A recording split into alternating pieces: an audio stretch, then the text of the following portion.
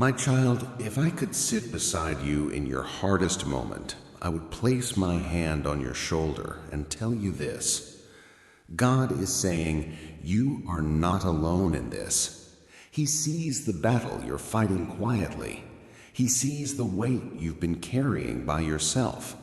He sees the moments when you smile in public but break in private. You think no one understands. You think no one notices. You think you're walking through this darkness alone. But God whispers, I am with you. I have always been with you. Even when you felt nothing, I was there. The Bible says, I will never leave you nor forsake you. Hebrews 13:5. When you cried, He was beside you. When you doubted, He held you.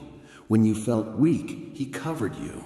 When everyone else walked away, He stayed. You're not fighting this battle alone. You're not carrying this burden alone. You're not surviving this season alone.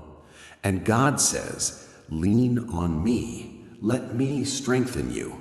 Let me walk you through this. You are surrounded by my presence, even now.